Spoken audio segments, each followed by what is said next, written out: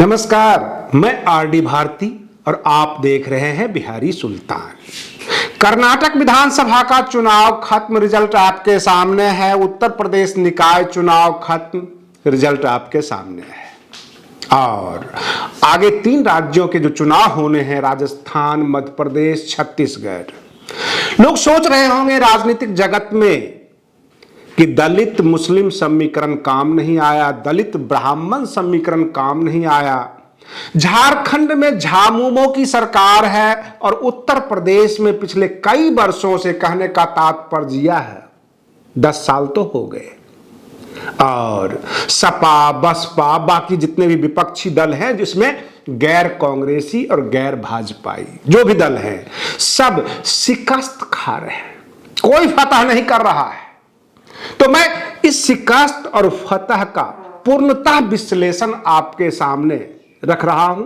आपको लेकर चलते हैं सन 2007, जब बहुजन समाज पार्टी की पूर्ण बहुमत की सरकार उत्तर प्रदेश में बनी थी।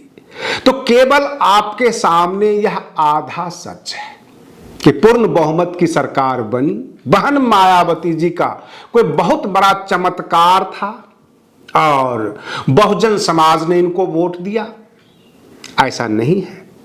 उसके पीछे का जो नतीजा है, जो तौर तरीका है और पीछे का इतिहास है, वह भी बता देते हैं। 2007 में केंद्र में कांग्रेस की सरकार थी, उत्तर प्रदेश में सपा की सरकार थी जब बसपा की सरकार आई थी, और भाजपा नगण्य थी। जितना तांडव भाजपा के सरकार में मची है, उतनी तांडव कांग्रेस की सरकार में नहीं हुआ करती थी। और है तो दोनों एक जैसे ही, कांग्रेस हो अथवा भाजपा हो, लेकिन भाजपा कुछ ज्यादा कर गई। और बसपा को जो 54% ओबीसी वोट है, जो फैक्टर्स है, जो सत्ता बनाने के लिए नायक की भूमिका अदा करती है ओबीसी समाज, वह बसपा को वोट दिया। बहुजन समाज ने दिया। बहुजन समाज में एससी, एसटी, ओबीसी, माइनॉरिटी सबने खुलकर वोट दिया। ब्राह्मणों ने भी वोट दिया क्योंकि ब्राह्मण कैंडिडेट थे। और बहुजन समाज पार्टी की पूर्ण बहुमत की सरकार बनी। लोग ये कहने लग गए कि ये चमत्कार है, लेकिन चमत्कार के पीछे मैं आपको लेकर चलता हूं। झारखंड मुक्ति मोर्चा की वर्तमान में सरकार है झारखंड में, लेकिन बहुत दिनों के बाद ये सरकार बनी है। आखिर क्यों? केंद्र में भाजपा है, इसलिए झारखंड में भाजपा कमजोर है। अगर केंद्र में कांग्रेस आ जाए तो कांग्रेस कभी भी झामुमो को समर्थन नहीं देगी, क्योंकि अगर केंद्र में कांग्रेस आ जाती है तो राज्यों में ये 3-5 करना शुरू कर देंगे, जैसे 2005 में केंद्र में कांग्रेस की सरकार थी और कांग्रेस के ही जो पुराने वयोवृद्ध नेता थे, बूटा सिंह बिहार में गवर्नर थे, और नीतीश कुमार की एक नहीं चलने दी। रातों रात जो है विधानसभा भंग कर दिया, सरकार बनाने में मशक्कत हुई। ये 15-20 साल से जो नीतीश कुमार सरकार में है, या तो भाजपा से जुड़कर सरकार बनाते हैं अथवा कहीं कहीं से भाजपा केंद्र में मजबूत है, इसलिए नीतीश कुमार बिहार के मुख्यमंत्री हैं।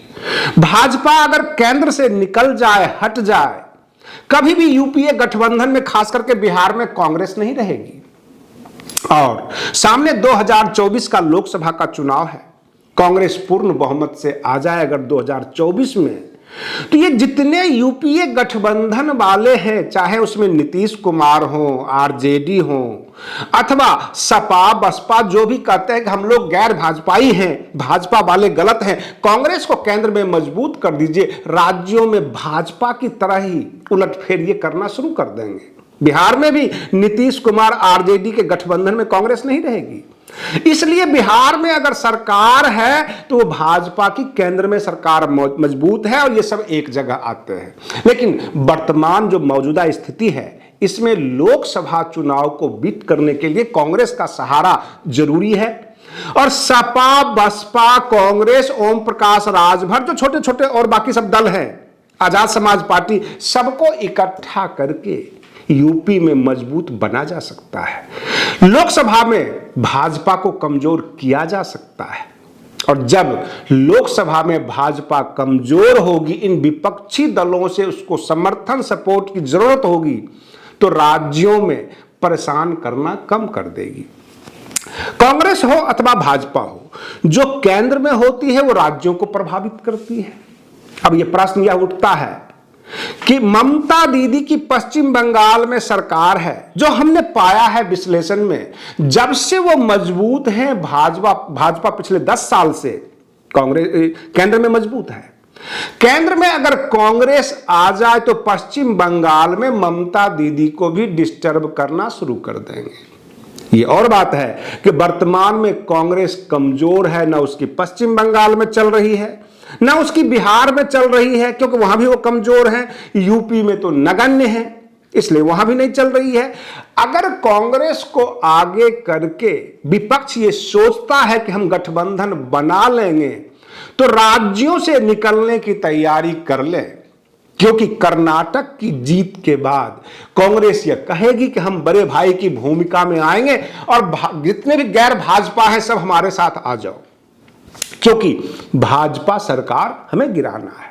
और जैसे ही भाजपा केंद्र से गायब होगी, खत्म होगी, कांग्रेस हावी हो जाएगी और फिर यूपी हो, बिहार हो, झारखंड हो, हर जगह कांग्रेस का दबदबा शुरू हो सकता है। इसलिए गैर भाजपा, गैर कांग्रेस मिलकर एक मजबूत गठबंधन की आवश्यकता है, अगर राज्यों में मजबूत होना है तो।